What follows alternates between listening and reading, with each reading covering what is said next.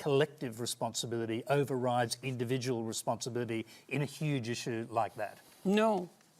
Just being introduced to this, would you use alternate No. pronouns? But women have should control difficulty. women?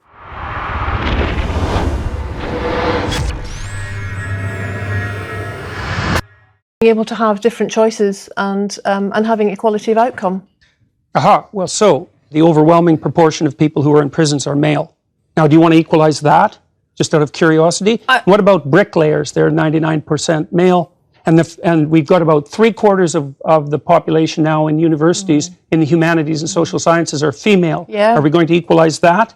And men work longer hours, they work more dangerous jobs, they're more likely to move, they're more likely to work outside, they're more likely to participate in jobs in the STEM fields that are scalable. They make more money for those reasons. And that's all hidden under the idea that the reason that men and women make different amounts of money is because of their gender. It's a very simplistic analysis. Against the use of alternate pronouns. I'm against the use of legislation to determine what words that myself and other people are required to utter.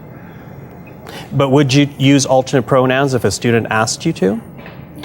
I think I've made my position on that clear already. Well, perhaps not to our audience at home who are just being introduced to this. Would you use alternate pronouns? And why not? Because I don't believe that other people have the right to determine what language I use, especially when it's backed by punitive legislation. And when the words that are being required are the constructions, they're artificial constructions of people I regard as radical ideologues who... Okay, so why? Why is order masculine? I think it's because our primary social hierarchy structures are fundamentally masculine. And that's not the patriarchy?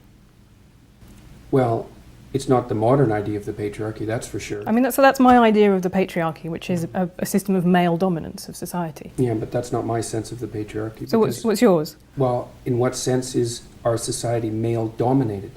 The fact that the vast majority of wealth is owned by men, the vast majority of capital is owned by men. Women do more unpaid labour. Very tiny proportion of men, and a huge proportion of people who are seriously disaffected are men.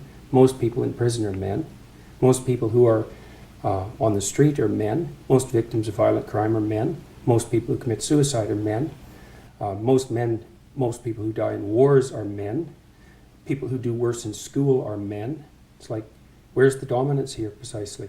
What you're doing is you're taking a tiny substrata of hyper-successful men and using that to represent the entire structure of Western society. There's nothing about that that's vaguely appropriate. But I could say equally well that But women have who should control women?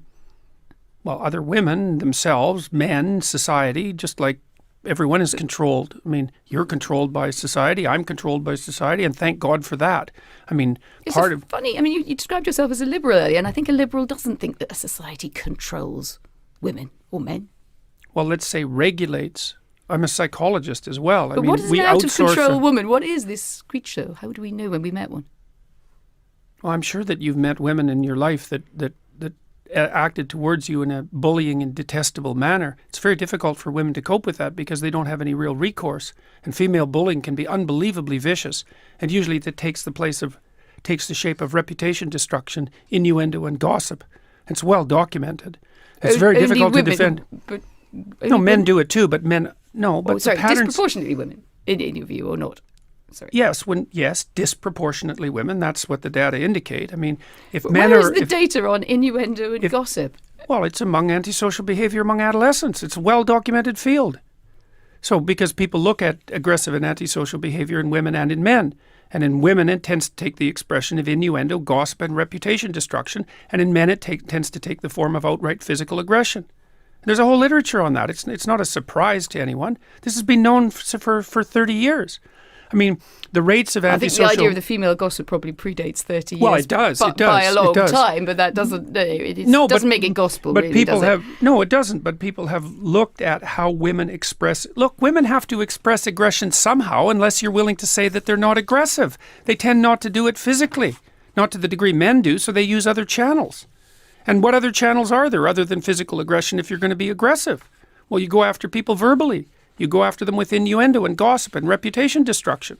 And that's how it works. And just to be clear, that you think that's predominantly a female modus operandi? It isn't that I think that. Well, I'm it's that asking the you. clinical literature indicates that. It isn't that I think it. Well, I'm not interviewing the clinical literature. I'm interviewing you. What do you Well, think? I'm a psychologist and a scientist, You're and a I tend to base my opinions on what I've read in the broad, relevant clinical literature. I'm not making this stuff up. I studied antisocial behavior for like 15 years. I'm actually quite an expert on it. And so we know that men are more likely to look at it this way. All right. Women are much more likely to try to commit suicide. And men are much more likely to kill themselves. And the reason for that is that men use lethal force and women don't. Now that's a big difference. Okay, so then you say, well, women manifest aggression towards themselves and to others, but they don't use lethal force. They don't use physical force the same way men do. So they have to do it some other way. Why do what they are the have other to do ways? something some other way? That, you Because can take people your are Hobbesian aggressive. war against, so you're basically a Hobbesian. Life is No, I'm war of half all and against half. all. Half and half. Half Hobbes, half Rousseau. That's why I'm not an ideologue. Because I don't think that people are good or evil. I think they're both.